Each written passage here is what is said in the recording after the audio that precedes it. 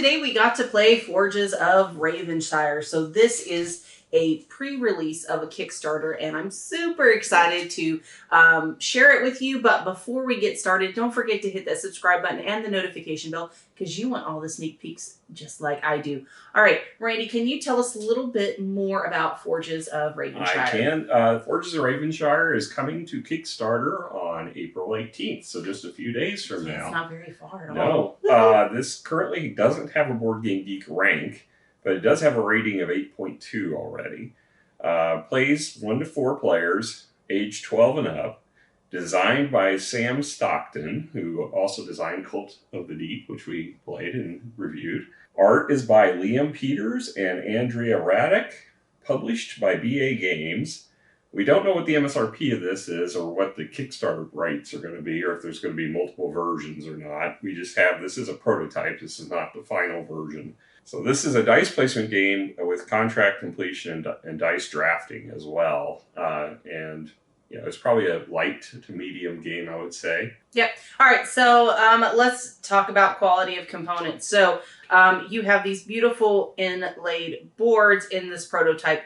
Again, we don't know exactly what it's going to necessarily look like, but we have a good idea based on what just this demo copy is. Yeah. I love the inlaid boards. The dice are pretty interesting. The only thing that makes me a little sad, because this game is so awesome, is the cardboard chits for this upgraded resources, I guess that's what I ended up calling them throughout the game. They're the magic resources. Yes. But, other than that, I think overall good quality. There isn't a linen finish on the cardstock, but it is pretty good thickness. But again, it's a promo type. We don't know what this is going to look like. And maybe some of this stuff will be added on at the Kickstarter. Now, these are not the coins that are in the prototype. These are our coins that we use for a lot of games that are the ceramic poker chips. The prototype only has cardboard coins. But we don't know if the final version will have metal coins. I know there was upgrades for the Cult of the Deep that had very nice pieces. I didn't get them yet. Still waiting on them. Coins for this, I assume, are going to be better than cardboard, but I don't know for sure. Yeah, so, so we're not going to actually give this one a score based on the fact that there's a little bit undecided on what that Kickstarter looks like. But the prototype itself is actually really nice. Oh, exactly. Nice dice. The cubes are oversized Terraforming Mars style cubes. Yeah. Everything's pretty nice with it. Yeah, it makes me think it's going to be really good, where we're going to say that it's going to be an 8 or 9. It's just depending on what the add-ons are, okay? Don't want to score it, though. Don't want to score it yet. All right, so now let's talk about the actual theme. So the theme is that you work at a forge, and you are a crafter, and you are trying to figure out how to get the resources you need and make the items for your customers as quickly as possible. And your cute animals. Yeah, and you're trying to make some money. You're trying to get some money. Yeah, absolutely. Now, the artwork, they did some great artwork. I love the character art on the back of the player boards, because it's almost like a book that you open up, and that's where you get your player board. It's very similar to what you see on the box. They have but for each animal, there's a different one. So I love my Raven. It's really cool because I always play green. But yeah, so we have some really great artwork for this. I like the theme. It makes sense. You're going to go gather resources. You're making items. So I'm probably going to give this an 8 on theme, because I really enjoyed the artwork. Yeah, as far as the art and the theme, I'm probably going to give 8.5. I think it's the art itself alone is deserving of slightly more than 8, because it's just beautiful, and it's carried on into the central board. You got a nice little village pattern on the board. The fold out books are just beautiful. The way they look. Really are. They really and it's carried through the rule book as well. So yeah, I think 8.5 is a good score for this. Okay, all right. So now let's move on to the actual rule book. So the rule book. What are you thinking? It's 11 pages. It's got a same art as the cover of the box, full size. A lot of big type, very I'm easy okay to with read. it. I am okay with that. Component list is very nice. Got all the pictures and everything. Oh, it's got some neat, like, little calligraphic. That looks like super really cool. Easy to read. It is. It's super easy. I mean, they highlighted areas of the board and made others not hidden in the background when they're referencing things, which is something you don't typically see in a setup. That's amazing. That's really nice. And it gets you into the gameplay very easy. I mean, once you actually pick up the concept, it's a very simple game. And I think they've done an outstanding job with this rule book. And this is, I don't know if it's the final version because this is, again, the prototype, but it's done very well. Well, they don't, I didn't see any changes they needed to make on that. I'm going to give it a 9. I think it's an excellent Yeah, one. well, I mean, don't forget the cheat sheets, right? So we have the cheat sheets. Yeah, you got 4 different cheat sheets for each player. It is kind of a bummer that they're on 4 separate cards. Yeah. But you know what? I'm okay with it. I got all the information I it needed keeps out the of card this stock consistent, so they don't have to do different print runs. So I can understand why they did it. I mean, it's fine. So that I really, really appreciated it quite a bit. Let's move on to the actual gameplay. So the gameplay starts out, you're going to have 3 dice. I have a lot of stuff going on there. Start the game with 1 of each color. 1 green, 1 yellow, 1 purple. And then there'll be 2 of the colors of each one out on the board, green, yellow, and purple. Yeah, that's not the case because, like I said, this is an ending game. All right, so if I'm first player, I have a 4, 4, and 2 to pick from. So I'm going to end up picking a dice and placing it. Now, right now, the color doesn't matter at this placement. It will when you go to pick up, but we'll talk about that here in a minute. So I'm just looking at numbers. So I kind of want to steal right now because I think that would be really, really great. Actually, no, I'm going to go with an upgrade. So I'm going to go over here for the upgrade. So I placed a 4. So I'm going to get an upgrade, but I have to pay for my upgrade. I'm going to be using Dad's money for my upgrade because it's closer. All right, so I'm going to spend a coin because that's the cost. So I'm going to end up in the game, you can't use your opponent's money. No, you have to use your own.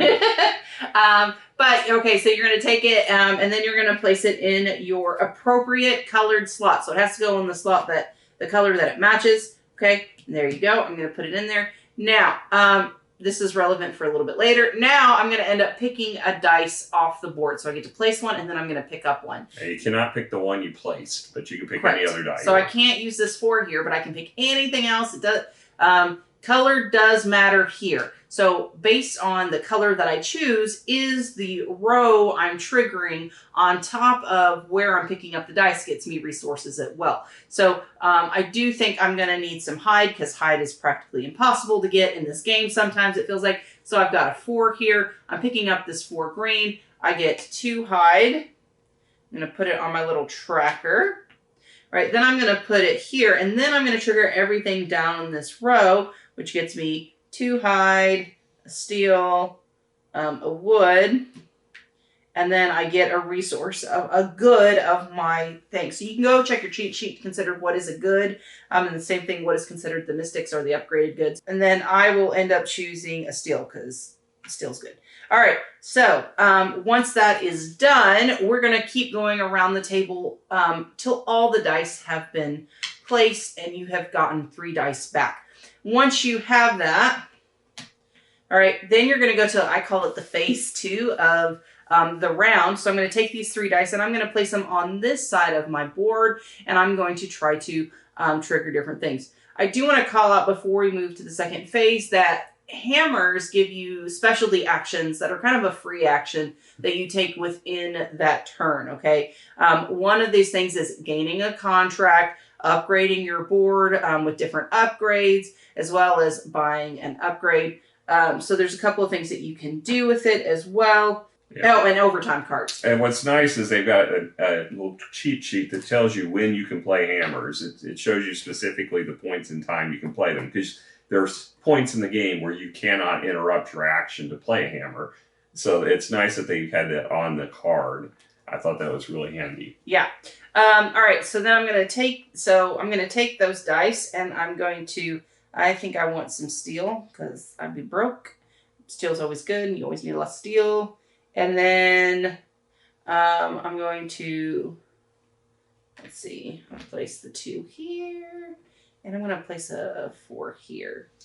All right. So then I'm going to, so this is when everyone plays at the same time. So everyone's going to place their dice, and then you're going to resolve it yourself. Now, the first round, when I was teaching everybody, I had everyone go, take their turns. That way people can just get adjusted to the system. But in the future, I don't think that's necessary. So in this case, so for this action right here, I get to pick another column. It doesn't matter about the dice I chose to put in here. It's just a matter that I get to pick a column and run that through. The second one gives me 2 of those hammers. The third one gives me some additional resources of my choice. And then the fourth one, based on the number of die, can give you hammers, reputation, or coins. In this case, I chose the reputation based on my 4.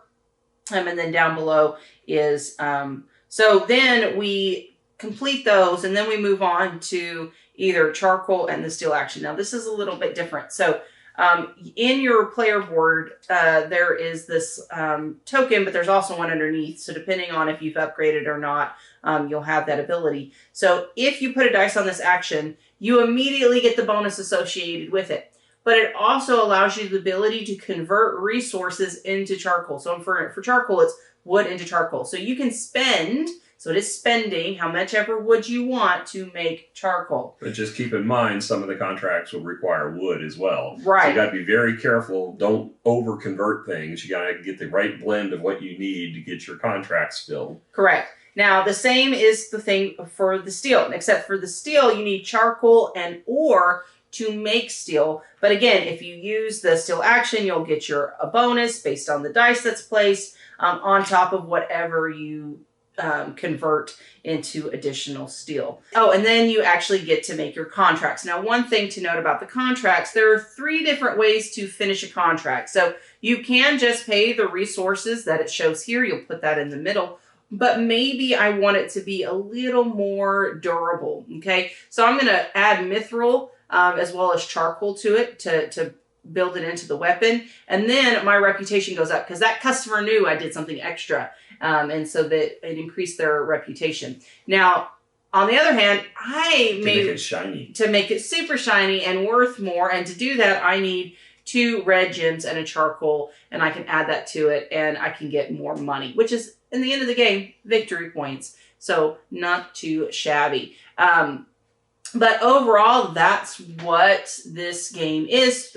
You do this for 4 rounds. The person with the most money ends at the end of the game. We'll say the reputation at the end of the game converts into money. So as high as you can get on the reputation track, you're going to generate more money at the end of the game. But call out, it's only 2 per jump, where converting here is worth 2. So you've got to figure out what's the best strategy for maximizing your potential earn. Yeah, and the other key point I want to call out as well is that you can only get level 1 contracts until you reach a certain reputation. So a level 2 with a certain reputation, a level 3 certain reputation.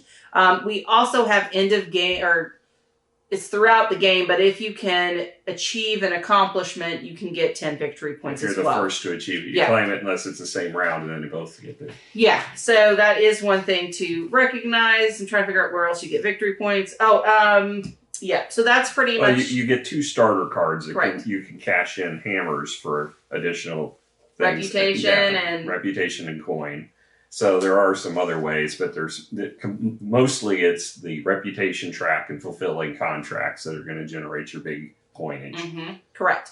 I really, really enjoyed this game. I think everyone, Heather ended up really enjoying it, Rob, and then we had a new friend of ours, Lisa, come, and she really ended up enjoying it. This was a major hit at game day. So it was super exciting. It was easy to jump into, and it was a lot of fun. I really enjoyed it. Yeah, well, I got a really early look at this back at Origins last year after we did our review of Cult of the Deep. Samuel Stockton invited me to join him at Origins for a play of this, and I got to play just like a couple rounds. But I already knew at that point you would love it. I mean, I said, this is exactly the kind of game I like. So, because we did this review before, but we had to redo it because my son is wonderful and happy, but he's also loud. well, he's autistic. So. Yeah, he's a nonverbal autistic, and he just makes sounds, and it's beautiful. But it does ruin videos. So we ended up redoing it, but Heather ended up scoring it an actual 9. And so she really enjoyed it. I think Rob did an 8 and I did an 8.5. So everyone really enjoyed this game. I definitely strongly recommend go look at it at the Kickstarter. If you like that engine building kind of it's a beautiful game. I highly recommend it. We are backing this, right? I assume so, yes. No, I'm with you on it. 8.5, I think.